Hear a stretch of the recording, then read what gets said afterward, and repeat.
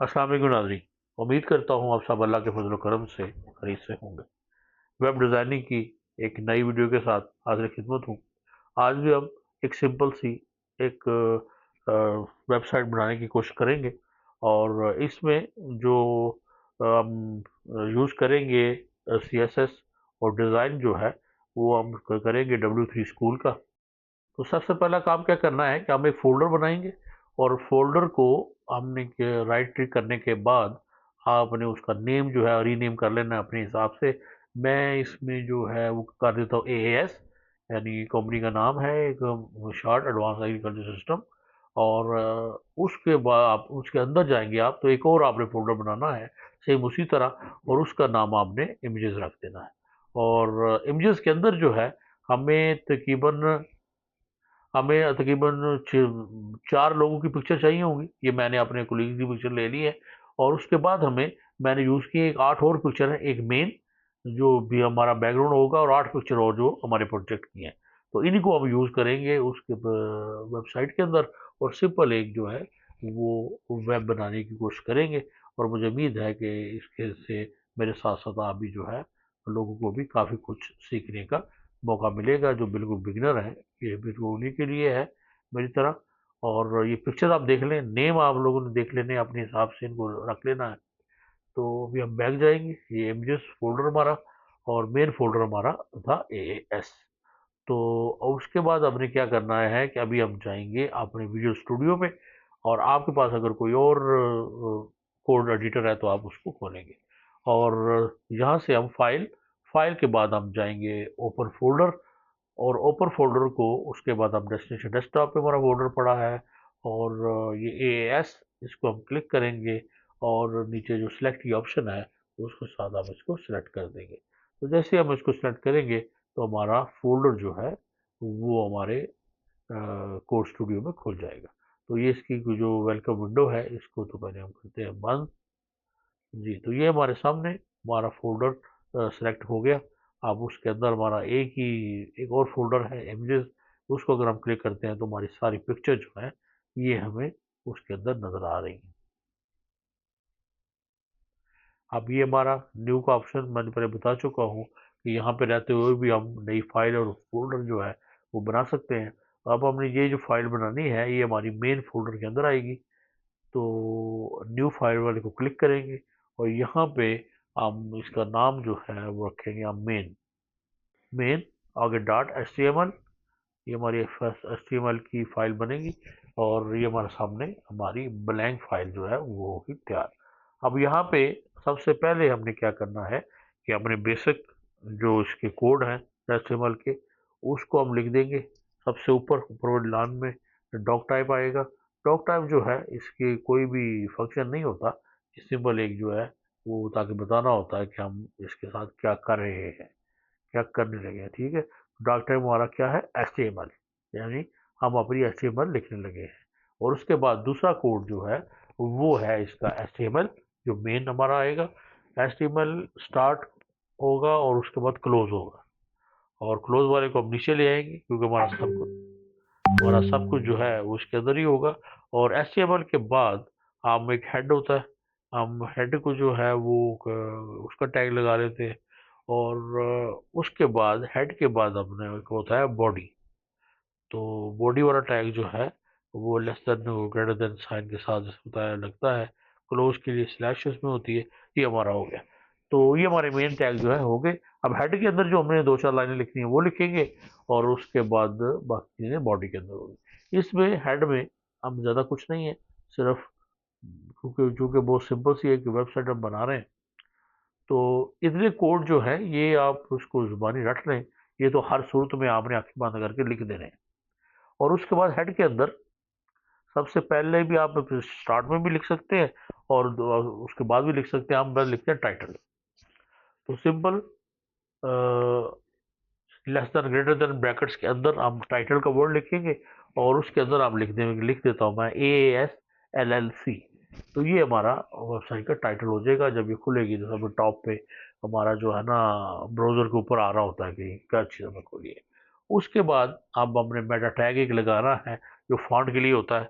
जब ये हमारी वेबसाइट खुलती है ताकि उसके फ़ॉन्ट जो हैं वो हर जगह पे प्रॉपर खुले। तो मेटा आगे CHAR कैरेक्टर से सेट और सेट और आगे इक्वल, फिर ब्रैकेट के अंदर UTF-08। ये अगर आप देखें जब भी कोई आप HTML का डॉक्यूमेंट देखते हैं तो उसके अंदर ये जो है ये वर्ड जरूर लिखा होता है UTF-8। उसके बाद एक मेटा टैग आपने लगाना है कि इसका व्यू के लिए कि जिस तरह का डिवाइस हो उस तरह का व्यू इसका आना चाहिए। तो मेटा नेम,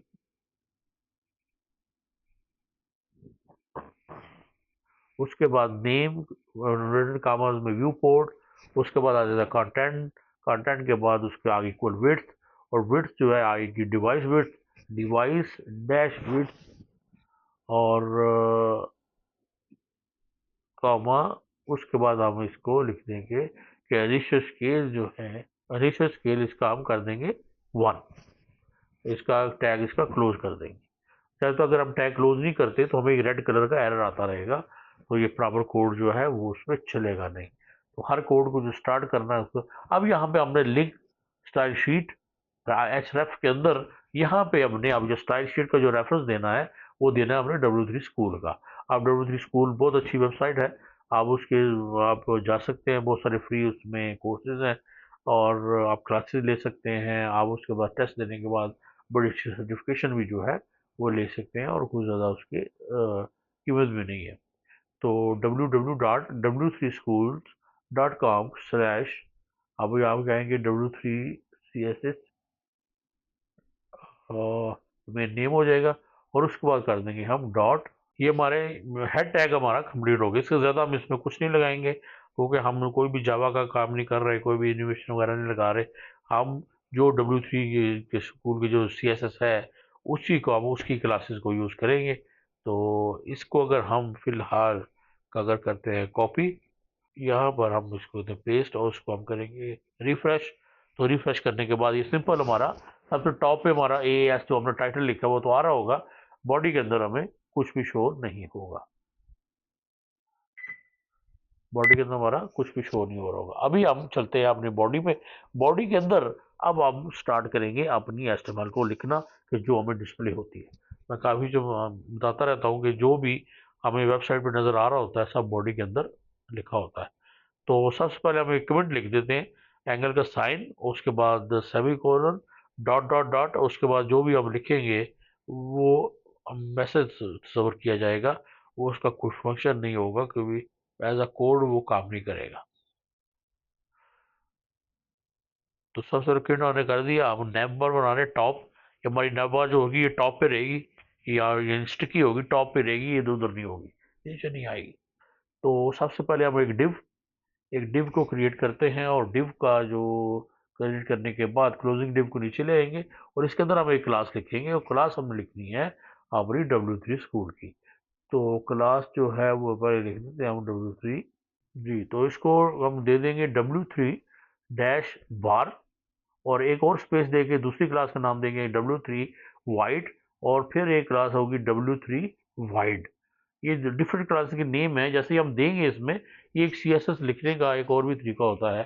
जैसे बूट स्ट्रैप्स हैं 1 2 3 4 जो है वो, उनका भी हम ऐसे यूज़ करते हैं, और इसी तरह W3 स्कूल ने भी अपनी CSS दी हुई है।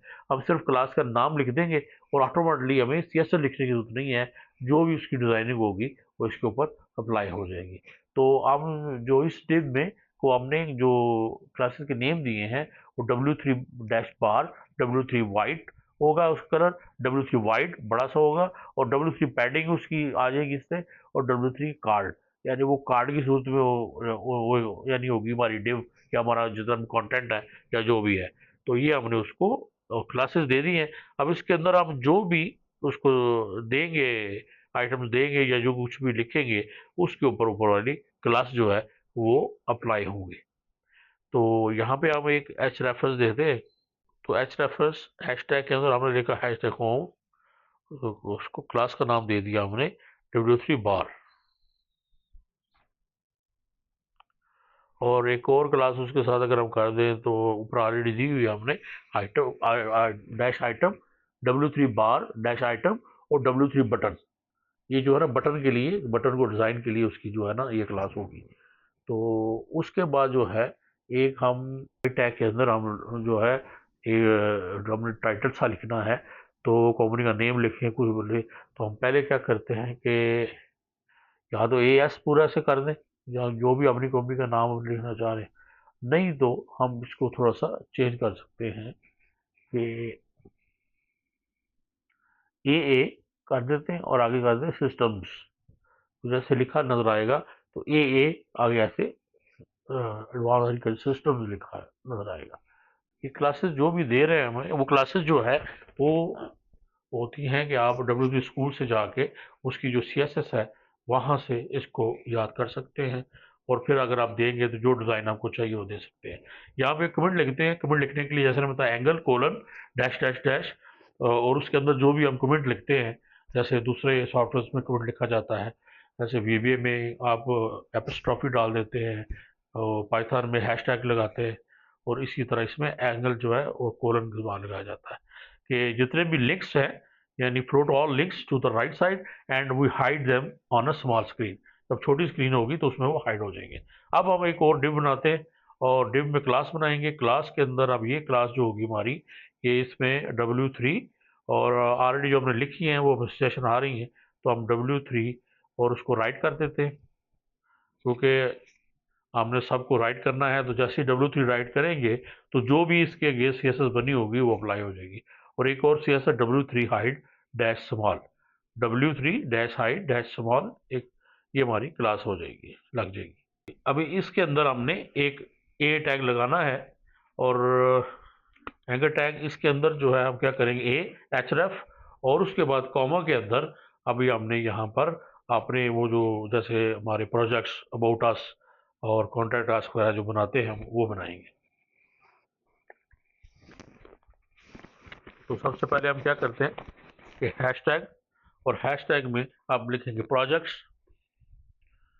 तो ऊपर होम हम लिख चुके हैं, और ये होम के ऊपर सारा कुछ होगा, और हम हैशटैग ओवर प्रोजेक्ट लिखते हैं, ये काफ़ी बड़ा हो जाता है, तो टैग के ऊपर जो है बुरा सा लगेगा। तो बेहतर ये है कि आप सिंपल जो है वो लिखते हैं प्रोजेक्ट्स, यानी जितने भी हमारे प्रोजेक्ट होंगे किसी भी कंपनी के या जिसके लिए भी आप बना रहे हैं, तो इसके अंडर जो है इस फॉर्म पे या इस पेज पे सारे उसके प्रोजेक्ट आ जाएंगे। और इनको हम क्लास जो है, ये href जो हमारा आएगा प्रोजेक्ट क्लास, हम इसको दे देते हैं कि W3 डैश बार, और अगर हम इसको और अगर डिज़ाइन करना चाहें तो W3 डैश बार डैश आइटम वो दे देते हैं। इससे हमारा ये हो जाएगा जिसकी उसकी डिज़ाइनिंग वगैरह होगी, जो मैनुअल हम करते होते हैं कि डिज़ाइनिंग डन करते हैं और सारा कुछ डेकोरेशन डन करते हैं, तो वो इस पर ऑलरेडी अप्लाई हो जाएगा। और एक और आ जाएगी इसकी W3 डैश बटन, तो जो भी बटन के रिलेटेड इसमें CSS बनी होगी W3 स्कूल वाली, वो जो है वो इसके ऊपर अप्लाई हो जाएगी। तो अब आगे हम एंकर टैग के जो क्लोजिंग टैग से दरमियान में हम लिख देंगे प्रोजेक्ट्स। इसी तरह हमें ये चाहिए, जैसे मैंने बताया इसका जो शॉर्टकट होता है वो शिफ्ट आल्ट और डाउन एरो करें तो सेम होता है, तो हमने उससे जो है वो उसको दो को डुप्लीकेट और कर लिए हैं। एक में हम लिख देंगे अबाउट और एक में हम लिख देंगे कॉन्टैक्ट। तो ये projects, hashtag about, hashtag contact, और उसके बाद क्लास हमने जो उनको दे दी सेम क्लास हम उनको देंगे W3 डैश बार डैश आइटम्स और W3 डैश बटन्स। और आगे जो है वो मेन वो भी चेंज कर देते हैं कि जो हमें नज़र आने हैं, क्योंकि जो हमने रेफरेंस में जो लिखा है हैशटैग प्रोजेक्ट, वो रेफरेंस है, वो नज़र नहीं आएगा। ये जो हम लिख रहे हैं एंकर टैग के दरमियान में जो हम लिखते हैं वो हमें नज़र आता है। तो ये हमारे हो गया। अब अगर हम यहाँ पे इसको सेव करें, और सेव करने के बाद ये देखिए मेन हमारी डिव, ये तो 3 डिव हमने बनाई थी। एक को हमने W3 डॉट टॉप दिया, दूसरी डिव को हमने फिर दिया, और ये देखिए ये तीनों जो है नीचे क्लोज हो रही हैं। अगर हम 2 को आगे कर दें तो मेन हमें नजर आ जाएगी। मेन मेन के अंदर अब आगे हमारी 2 डिव जो है और हैं, तो इसको भी अगर थोड़ा सा ऐसे कर दे तो ये हमें इजी हो जाएगा देखना कि हमारी कौन सी डिव कहाँ पे ख़त्म हो रही है और कौन सी डिव कहाँ से शुरू होती है, कहाँ पे ख़त्म हो रही है। यानी उसका स्टार्टिंग टैग और क्लोजिंग टैग जो है वो हमें प्रॉपर होना चाहिए।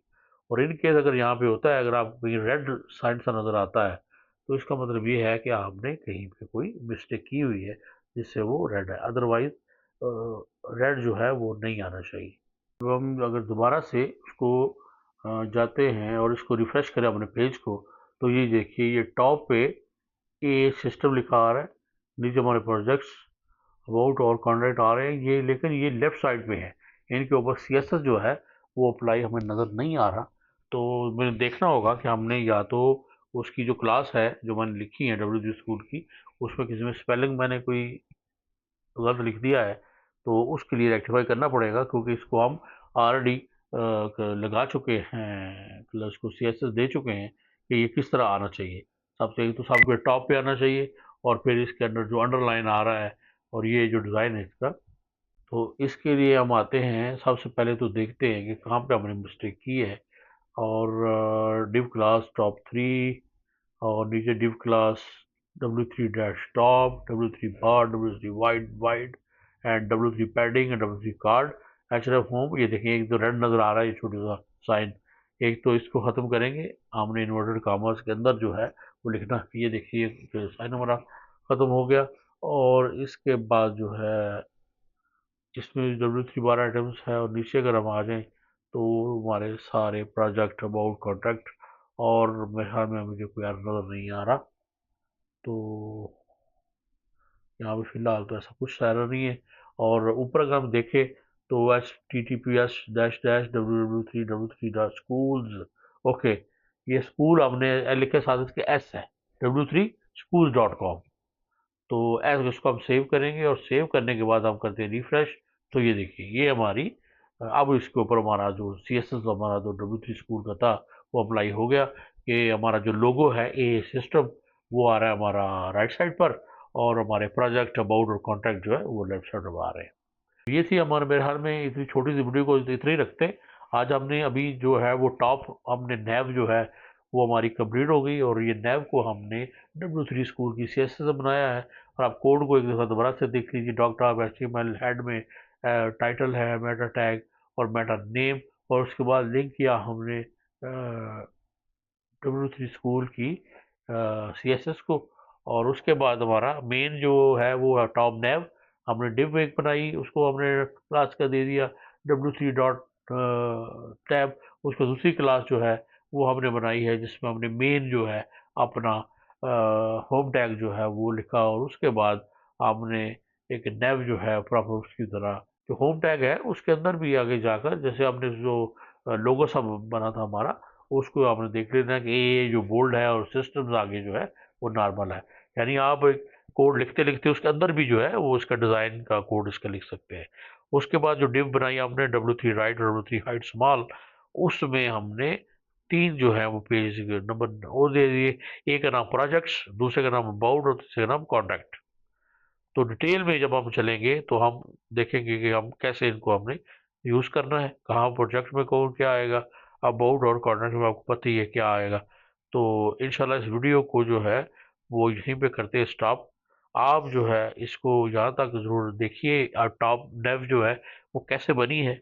और अगर आप W3 स्कूल को नहीं यूज़ करना चाहते तो अपनी CSS जैसे हमने पिछली वीडियो में लगाई थी उसको भी आप यूज़ कर सकते हैं।